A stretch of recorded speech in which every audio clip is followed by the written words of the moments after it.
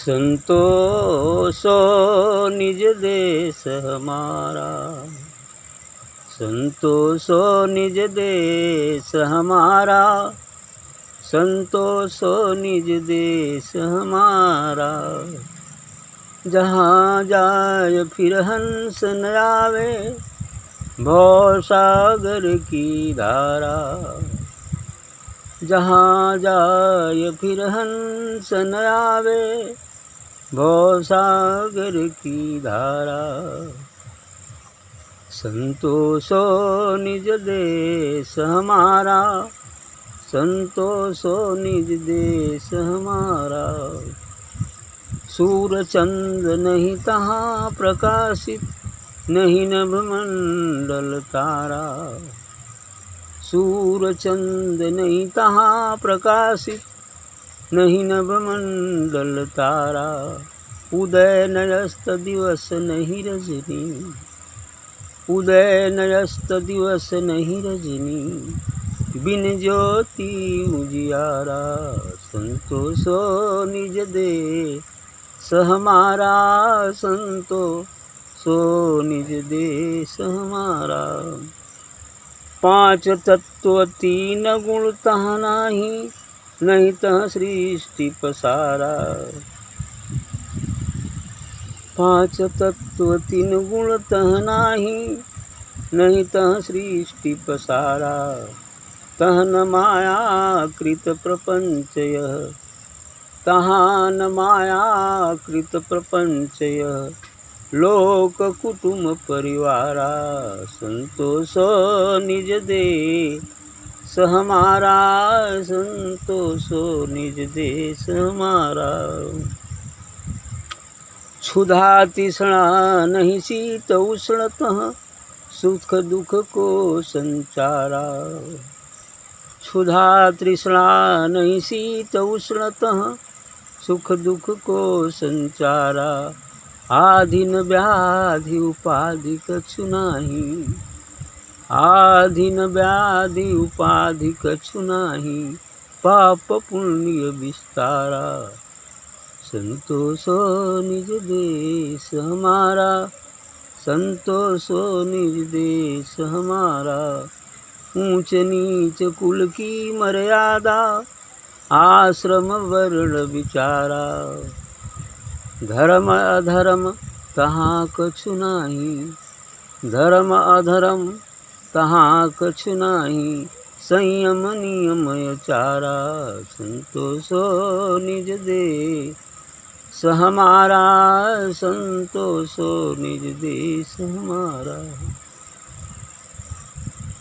अति अभिराम धाम सर्वोपरि, शोभा जासु अपारा। अति अभिराम धाम सर्वोपरि, शोभा जासु अपारा। कहें कबीर सुनो भाई साधो, कहें कबीर सुनो भाई साधो। तीन लोक से न्यारा। संतोषो निज देश हमारा, संतोषो निज देश हमारा। अच्छी बात कहा कबीर साहब ने। ऐसा हमारा देश है। संतोषो निज देश हमारा। हमारा देश तो वहाँ है, उस दिव्य लोक में, उस अनंत ज्योतिष्मान लोक में, उस अमर लोक और सचखंड ही हमारा देश है।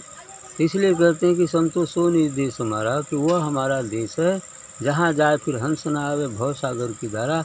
जिस देश में जाने के बाद फिर यह हंस अर्थात जीव पुनः इस संसार सागर में 84 के चक्र में नहीं पड़ता, इस भव सागर की धारा में वो नहीं पड़ता है, अर्थात जन्म और मरण के चक्कर से छूट जाता है। ऐसा वो देश। संतोषो निज देश हमारा, तो हमारा देश वही है जहाँ जाए फिर हंस न आवे, भव सागर की धारा। जहाँ पहुँच जाने के बाद वहाँ कोई हंस नहीं जा सकते हैं। जीव साधना करते करते जब अपने को हंस रूप में परिणित कर लेते हैं, अर्थात नाम रूप मिटा देते हैं, फिर वही वहाँ पहुँच पाएंगे।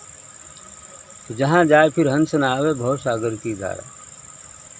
आगे वहाँ का वर्णन कर रहे हैं कि सूर्य चंद नहीं तहाँ प्रकाशित नहीं नवमंडल तारा। उस देश में न सूर्य उदित होता है न चंद्रमा प्रकाशित होता है और न ही नवमंडल तारा, और आकाश में कोई तारा वगैरह भी नहीं उगते। ये तो सब तीनों लोक के अंतर्गत, आकाश, पाताल और पृथ्वी, ये तीनों लोक के अंदर ये इस जगत को सुचारू ढंग से चलाने के लिए बनाए गए।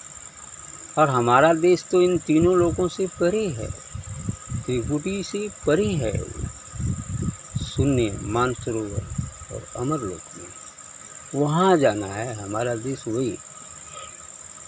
तो वहाँ न सूर्य उदित होता है न चंद्रमा उदित होता है, नहीं तारागण ही उगते हैं, और उतने नहीं, उदय न अस्त दिवस नहीं रजनी। जब वहाँ उदित उदय और अस्त सूर्य का होता ही नहीं तो फिर दिन और रात का सवाल ही नहीं उठता। उदय न अस्त, न कोई चीज़ उदित होती है न अस्त होती है, अर्थात न सूर्य उदित होता है न चंद्रमा उदित होता है न अस्त होता है। उदय न अस्त दिवस नहीं रजनी, जिसके कारण तो दिन और रात बनेगा ही नहीं। लेकिन एक चीज़ है कि 24 घंटे बिन ज्योति उजियारा। वहाँ कोई ज्योति नहीं है लेकिन उजाला हर समय है, 24 घंटे उजाला। कोई सूर्य और चंद्रमा जैसा पिंड नहीं है, कोई बल्ब जैसा पिंड नहीं है, लेकिन प्रकाश केवल है। बल्ब न हो, केवल प्रकाश हो, ऐसा। अर्थात सूर्य चंद्रमा वहाँ उदित नहीं होते, लेकिन करोड़ों सूर्य और करोड़ों चंद्रमाओं के प्रकाश से भी कहीं बहुत कुछ अधिक वहाँ केवल और केवल दिव्य प्रकाश व्याप्त, आनंद वर्षा होते रहे। इसीलिए ये बात संतों ने कहा है कि बिन ज्योति उजियारा। कोई पिंड नहीं है, कोई ज्योति ऐसा नहीं कि जहाँ से ज्योति निकल के आ रही, नहीं, बिन ज्योति उजियाला है, बस चारों ओर उजियाला ही उजियाला है, ऐसा है। 5 तत्व 3 गुण तह नाही, नहीं तह सृष्टि पसारा। और उस लोक में ये 5 तत्व नहीं, 5 तत्व इस संसार में क्षिति जल पाव गगन से पंच महाभूत, और 3 गुण सतोगुण रजोगुण तमोगुण। 5 तत्व 3 गुण तह नहीं सृष्टि पसारा। सृष्टि का पसारा नहीं है यहाँ कि जैसे ये बना हुआ है, पृथ्वी है, वृक्ष है, लताएँ हैं, जलचर नभचर थलचर जीव है, देवी देवता, ऐसा कोई सृष्टि का पसारा नहीं है। वहाँ सिर्फ ज्योति है, ज्योति है, ज्योति है, बस। तहन मायाकृत प्रपंच है, लोक कुटुंब परिवार। और वहाँ ये मायाकृत जो प्रपंच है, जो घर गृहस्थी परिवार कुटुंब बसाते हैं हम इस संसार में, वहाँ ऐसा कुछ नहीं। वहाँ ये लोक कुटुंब परिवार भी नहीं है, वहाँ तो दिव्य प्रकाश है, बस। क्षुधा तृष्णा नहीं शीत उष्णतः सुख दुख को संचार। वहाँ न भूख लगती है, न कोई तृष्णा है, कोई चीज़ पाने की कामना है, इच्छा है, न ठंड लगती है न गर्मी लगती, और सुख दुख का संसार है। वहाँ सुख दुख भी नहीं, क्योंकि वह अमर लोक है और दिव्य प्रकाश का लोक है, आत्मदेश है, और आत्मा निर्विकार निराकार निर्लेप, मैंने ऐसा कुछ नहीं है। आत्मा में कोई विकार नहीं। आत्मा में अवस्थित होने पर ये भूख प्यास भी चली जाती। आत्मा में अवस्थित होने फिर आत्मा से नीचे ही उतर जाएंगे तो शरीर में है तो भूख तो लगेगी नहीं, लेकिन आत्मा में अवस्थित जब तक रहेंगे तो भूख प्यास नहीं लगेगी। ठीक, ये चीज़। तो क्षुधा तृष्णा नहीं शीत उष्णतः सुख दुख को संचारा। वहाँ सुख दुख नहीं है, सुख दुख शरीर को सहना पड़ता है। आत्मा में अवस्थित होने के बाद सुख दुख कहाँ रहेगा, जीव को सहना पड़ता है सुख दुख। आत्मा में अवस्थित होने पर वो सुख दुख से परे चला जाता है, सुख दुख होते हुए भी उसका एहसास नहीं होता। नगण्य सामान है, आया है तो जाएगा, बस इतना ही बात है ना। होते हुए भी हालांकि उपचार करना चाहिए, क्योंकि रोग घटे कुछ औषधि खाए, ऐसा संतों ने भी कहा है। तो रोग कोई आ गया है तो औषधि परमात्मा ने बना रखा है, और उसके लिए औषधि की जरूरत पड़ती है। स्वास्थ्य सही रहेगा तभी आप ध्यान साधना और सत्संग भी कर पाएंगे। आधि न व्याधि उपाधि कछु नाही पाप पुण्य। वहाँ न कोई आधि है न कोई व्याधि है, न कोई उपाधि है कि बड़ हैं छोट हैं राजा हैं रंक हैं, ऐसा कुछ नहीं है।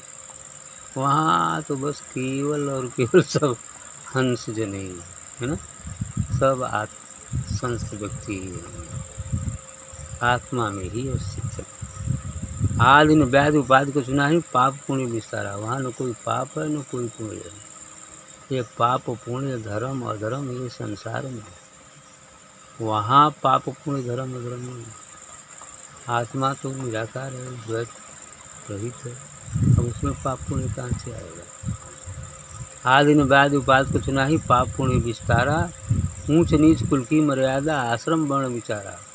वहाँ ऊंच नीच बड़ा छोटा कुल, बढ़िया कुल का है मर्यादा आश्रम और वर्ण कि ब्राह्मण क्षत्रिय वैश्य शूद्र ये वर्ण जो बनाए ऐसा कुछ नहीं है।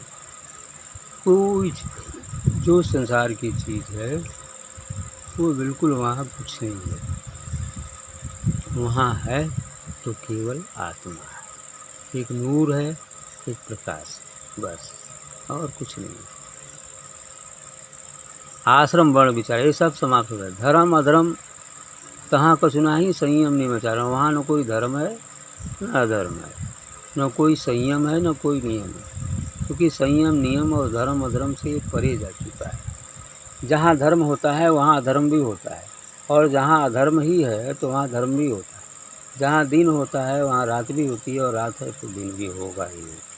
लेकिन हमें इन द्वैत से बिल्कुल ऊपर चले जाना। जहाँ तक द्वैत है वहाँ तक संसार है। यदि हम धर्म करते हैं तो पाप भी होता होगा, ऐसा नहीं कि पाप नहीं होता, लेकिन जो धर्म अधर्म दोनों से ऊपर उठ गया है ऊपर हो गया, क्योंकि धर्म का अर्थ ही संसार वाले जानते ही है ना। ये चीज़ है धारिति इति धर्म, जो इस समस्त जगत को धारण करता है वही धर्म है, अर्थात आत्मा ही धर्म है। तो जो आत्मा में पहुँच गया फिर वो धर्मज्ञ है।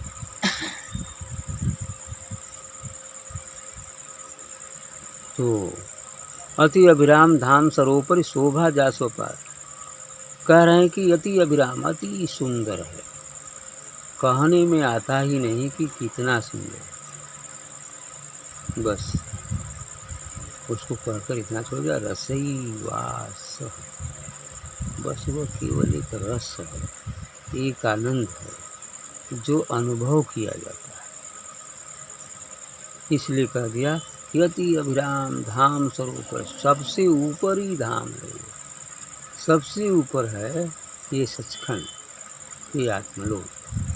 इसलिए कर अति अभिराम धाम सरोपर शोभा जासो पारा, जिसकी शोभा का वर्णन करना असंभव है।